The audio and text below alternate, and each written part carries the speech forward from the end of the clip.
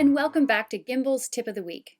Today, we're talking about how batching your work can actually slow you down. And I know that probably seems totally counterintuitive, but completing a whole stack of work before passing any of it along actually slows you down, and that is the last thing you want or need. I'm Karen Dunn Skinner. I'm a lawyer and a Lean Six Sigma black belt. I'm also the Global Advisor on Legal Process Improvement to the International Institute of Legal Project Management. I help lawyers and others in the legal profession build more profitable and productive law practices.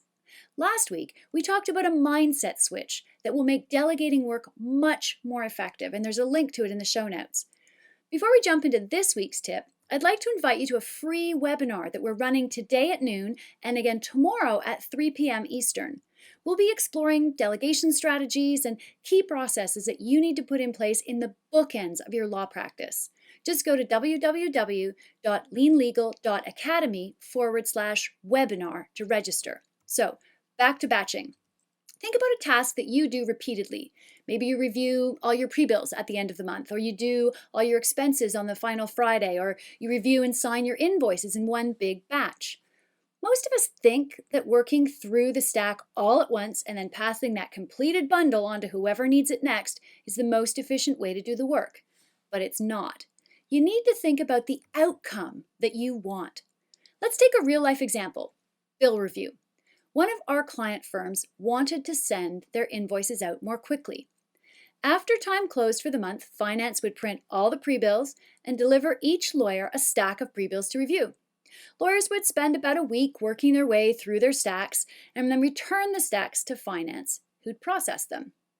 And here's how it actually worked. Partner 1 would get her stack of pre-bills, maybe she got 75 of them. She'd sit on them for a few days because she was tied up on something, and eventually she'd review each one at a time, and put it back in her stack. It would always take her a few days because she'd get busy again partway through, and she'd be delayed for a while and not get back to it. She would never get through them all in one sitting. But when she was done, she would pass her stack back to finance. But that meant that pre-bill number 1, the first one that she'd reviewed, had been sitting in the stack the whole time, waiting for days while she reviewed the other 74. But remember, this firm's desired income was to get each bill out as soon as possible. So imagine they did it a different way. Imagine attorney 1, she gets her stack, she reviews her first pre-bill, and she immediately sends it back to finance. Finance processes it and gets the invoice out, while she works her way through the rest of her stack, even if she's delayed, sending each pre-bill back to finance as soon as she's finished with it. Even if she gets interrupted halfway through, the pre-bills she's already reviewed have gone back to finance, been processed, and been sent out.